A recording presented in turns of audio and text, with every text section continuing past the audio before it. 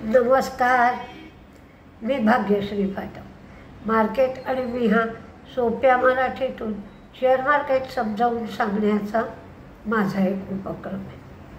मी 11-12 तारखेला कोर्स ठेवला आहे. हा कोर्स ठाण्याला आहे, ऑफलाईन आहे, स्टेशनजवळ आहे.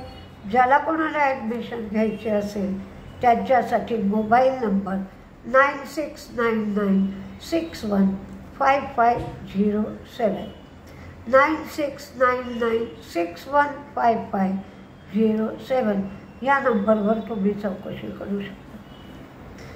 आज शेअर मार्केटची अवस्था आधीच उल्हास, त्यात फाल्गुन मास अशी झाली.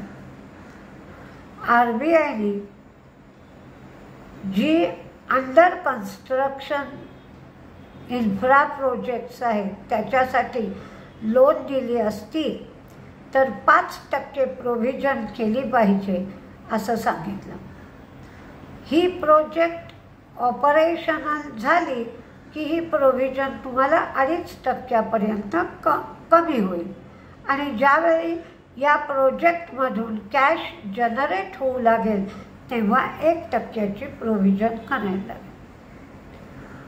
अर्थात या सगळ्याचा परिणाम बँकांवरही होणार आणि REC, PFC, इरिडा या कंपन्यांवर होणार.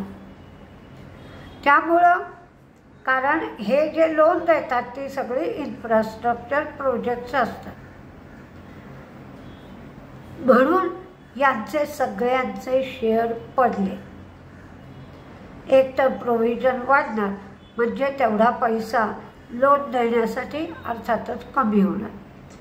पण दुसरी एक गोष्ट आणखीन झाली की जे कर्ज देत आहेत त्याने प्रोजेक्ट आता मॉनिटर करायचं आहे आणि त्यात कुठं काही स्ट्रेस निर्माण झालं आहे का याकडे त्यांनी लक्ष द्यायचं आहे. 15 बिलियन रुपीज याच्या प्रोजेक्टसाठी जे कर्ज देणाऱ्या बँका आहेत किंवा REC, PFC, इरिडा यासारख्या NBFCs आहेत त्यांनी एक कन्सॉर्शियम स्थापन करायचं आहे. प्रत्येक घटकाचा स्टेक त्यामध्ये 10% असेल. प्रत्येक बँकेचा किंवा NBFCचा जे कोणी त्याच्यात सामील होईल त्या प्रत्येकाचा 10% स्टेक असला पाहिजे. जर ते प्रोजेक्ट ऑपरेशनल व्हायला 3 वर्षापेक्षा जास्ती वेळ लागला तर ते जे दिलेलं कर्ज आहे ते स्टँडर्डवरून स्ट्रेस ॲसेट धरायचं आहे आणि या सगळ्यावर 15 जूनपर्यंत RBIने मतं मागवली आहेत.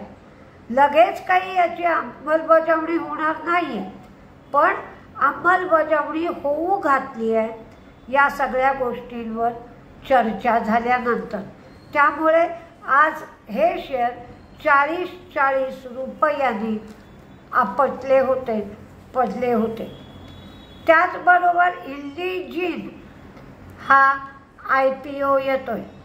1841 कोटीचा हा IPO आहे. या IPOचा जो प्राईस बँड आहे तो 430 ते 452 एवढा आहे. 6 मे म्हणजे आजपासून 8 मेपर्यंत हा IPO आहे. त्याचा फ्रेश इशू 760 कोटी रुपयाचा आहे तर OFS 1081.76 कोटीचा आहे. याचा मिनिमम लॉट 33 शेअरचा आहे आणि याची दर्शनी किंमत किंवा फेस व्हॅल्यू जी आहे ती फेस व्हॅल्यू 2 रुपये एवढी आहे.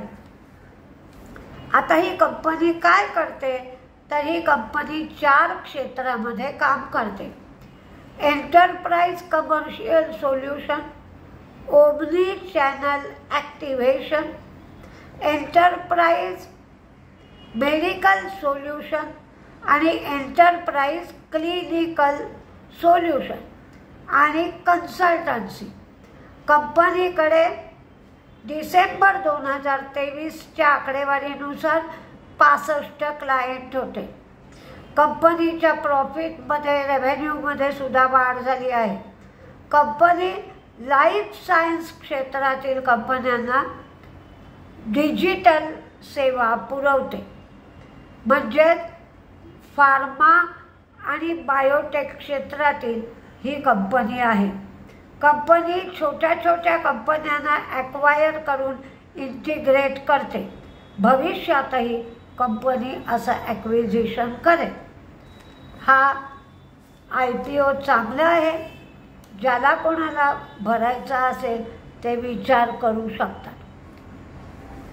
मॅरिकोचा रिझल्ट लागला तर मॅरिकोचं उत्पन्न 2278 कोटी झालं.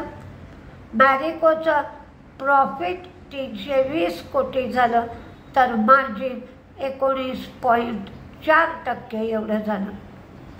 कॅप्लिन पॉइंट सॉफ्ट जेल कॅप्सूलला कोलंबिया ड्रग अथॉरिटीकडून मंजुरी मिळाली. हे पॉंडेचेरी इथे याचं युनिट आहे. कार्टरेडचा रिझल्टही चांगला लागला. त्यांचं प्रॉफिट वाढलं, रेव्हेन्यू वाढलं आणि मार्जिन 12%चं 18% एवढं मार्जिन कार्टरेडचं वाढलं. रिझल्ट कार्टरेडचा चांगला लागला. त्याचप्रमाणे PB इलेक्ट्रोप्लास्टनी राजस्थानात भिवाडी येथे ते AC उत्पादन युनिट सुरू केलं आहे. त्यांनी त्याची क्षमता 2.50 ते 3 लाख एवढे AC ते उत्पादन करू शकणार आहेत. HCL टेकनी ॲमेझॉन वेब सर्व्हिसेस बरोबर पार्टनरशिप करार केला आहे. जनरेटिव्ह AIच्या ॲडॉप्शनसाठी हा करार करण्यात आला आहे. अरविंदने ₹3.75 डिव्हिडंड दिला, ₹1 स्पेशल डिव्हिडंड दिला. इंडियन बँकेचा रिझल्ट चांगला आला. त्यांचं प्रॉफिट 1447 कोटीवरनं 2247 कोटी झालं. NPA कमी झाले, ग्रॉस NPA सुद्धा आणि नेट NPA सुद्धा. नेट इंटरेस्ट इन्कम जे आहे ते सुद्धा वाढलं आणि त्याने ₹12 डिव्हिडंड दिला इंडियन बँकेने. CG पॉवरचं प्रॉफिट कमी झालं, मार्जिन कमी झालं, रेव्हेन्यू वाढलं. वेल्स्पन कॉर्पच्या सबसिडियरीला स्टील पाईपसाठी 133 कोटीची ऑर्डर मिळाली. पंजाब केमिकलचं प्रॉफिट कमी झालं, मार्जिन कमी झालं, रेव्हेन्यू वाढलं. ग्राइंडवेल नॉर्टनचं प्रॉफिट कमी झालं, मार्जिन कमी झालं, पण रेव्हेन्यू वाढलं. ग्राइंडवेल नॉर्टननी ₹17 डिव्हिडंड दिला. अरविंदो फार्माला त्यांच्या 2 सबसिडियरीचं कंपनीमध्ये मर्ज करायला NCLTनी मंजुरी दिली. महिंद्र फायनान्स त्यांची डिस्बर्समेंट 4% वाढली, ती 3,930 कोटी झाली.